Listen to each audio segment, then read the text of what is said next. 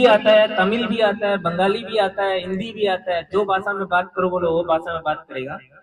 यहाँ पे कुछ हमारा तेलुगु भाई लोग है और हम भी तेलुगु ही है, तो हम तेलुगु में थोड़ा बात कर लेते हैं। మనలో చాలా మంది ఇక్కడ తెలుగు ప్రజలు ఉన్నారు, మనలో చాలా మంది ఇక్కడ తెలుగు ప్రజలు ఉన్నారు। వాళ్ళందరికీ ఒక హెచ్చరిక ఏంటంటే, మనం మన ఇంటిలో చేసే తప్పులు చిన్న పిల్లలకి ఎక్కడ తీసుకెళ్తుందో తెలియదు। అయ్యలారా అందరికీ నేను చెప్తున్నా, ఇక్కడ తెలుగు వారి ఎంతమంది ఉన్నారో, నేను కూడా విశాఖపట్నంలో మా తాతగారు ఊరు ఉంది, అక్కడి నుంచి మనం ఇక్కడికి బతుకు తీరు కోసం వచ్చున్నాం। కానీ మనం ఏం చేస్తున్నామంటే, ప్రతిరోజు మనం కష్టపడే కష్టంకి మనం 2 రూపాయలు కష్టపడుతున్నాం, 10 రూపాయలు ఖర్చు చేసేస్తున్నాం। ఇవన్నీ మీకు తెలిసిందే।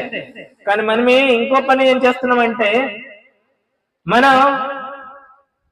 మన ఇంటిలో చిన్న చిన్న ఇల్లులు మనవి, మన పిల్లలు పెద్దోళ్ళు అయిపోతున్నారు, వాళ్ళ ఎదురుగే మనము తాగేసి తందనాలు ఆడుతున్నాం। అవన్నీ చిన్న పిల్లలు చూస్తున్నారు।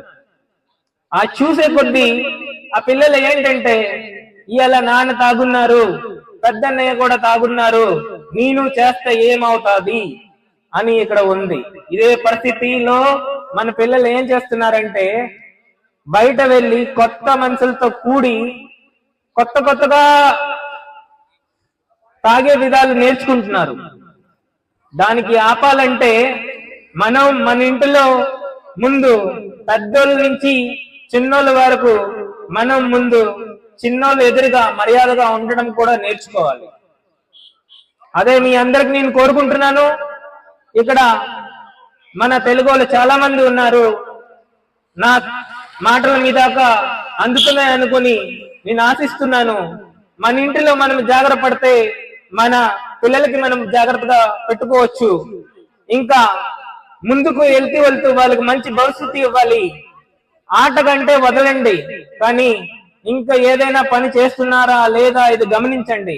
లేకపోతే ఇవాళ మనం ఉన్నాం, నేను అక్కడి నుంచి వచ్చేసి ఈ మాటలు చెప్తున్నాను, రేపు ఎవరు మన దగ్గరకు చెప్పని వాళ్ళు ఉండరు। ఇవాళ ప్రధాన భయ్య వచ్చారు, మీకు చెప్పినారు కూడా ఇలాంటి మాటలు, కానీ మన పిల్లలకి జాగ్రత్త పెట్టుకోవాలి, అది మన చేతుల్లో